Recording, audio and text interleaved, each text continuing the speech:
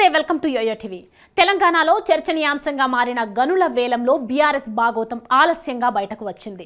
10 ఏళ్ల పాటు రాష్ట్ర ఖనిజ సంపదను కాపాడామని చేస్తున్న బీఆర్ఎస్ వాదనకు, అధికారంలో ఉన్నప్పుడు తీసుకున్న నిర్ణయాలకు అసలే మాత్రం పొంతన లేదని సంచలన విషయాలు వెలుగులోకి వచ్చాయి. కాంగ్రెస్, బీజేపీలు కూడబల్కొని ఖనిజ సంపదను ప్రైవేట్ పరం చేస్తున్నాయని గగ్గోలు పెడుతున్న బీఆర్ఎస్ఏ అధికారంలో ఉన్నప్పుడు కేంద్రానికి వేలం ప్రతిపాదనలు పంపినట్లు తేలింది.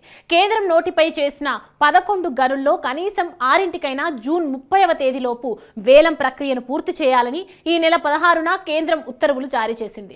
ఇంత తక్కువ కాల వ్యవధితోనే గనుల వేలానికి కేంద్రం ఉత్తర్వులు జారీ చేయడంపై రాష్ట్ర ప్రభుత్వం అనుమానించింది. గత ప్రభుత్వ నిర్ణయాలను ఆరా తీయగా అసలు విషయాలు వెలుగులోకి వచ్చాయి. సూర్యాపేట జిల్లాలోని పసుపులబోడు, సైదులనామా, సుల్తాన్పూర్ రిజర్వ్ ఫారెస్ట్ పరిధిలో లైమ్ స్టోన్ గనులను వేలం వేయడానికి నాటి బీఆర్ఎస్ సర్కార్ 2018 అక్టోబర్ 5న కేంద్రానికి లేఖ రాసి ఇందుకు అనుమతి ఇవ్వాలని పేర్కొంది.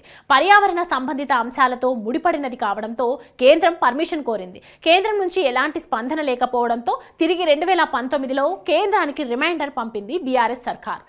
అయినా ఎలాంటి రిప్లై లేకపోవడంతో 2020 సెప్టెంబర్ 16న మళ్లీ రిమైండర్ పంపింది. ఈ గనుల వేలానికి అనుమతి ఇవ్వాలని కోరుతూ కేంద్రానికి రిమైండర్లో పేర్కొంది. అయితే రాష్ట్ర ప్రభుత్వమే గనుల వేలానికి అంగీకరించినందున ముందస్తు పర్మిషన్ అవసరం లేదని, వేలం ప్రక్రియను కొనసాగించవచ్చునని కేంద్రం 2021 డిసెంబర్ 12న 3 లైమ్ స్టోన్లను లీజ్కు అనుమతి చేస్తూ రాష్ట్ర ప్రభుత్వానికి లేఖ రాసింది. ఇక వీటికి కొనసాగింపుగానే వేలం ప్రక్రియను స్పీడప్ చేయాలంటూ కేంద్రం ఇటీవల ఆదేశించింది. బీఆర్ఎస్ మాత్రం తాము తెలంగాణ సంపదను కాపాడితే కాంగ్రెస్ అధికారంలోకి వచ్చాక కేంద్రంతో కుమ్మక్కై ప్రైవేట్ పరం చేస్తోందని కొద్ది రోజులుగా విమర్శలను ఎక్కుపెట్టింది.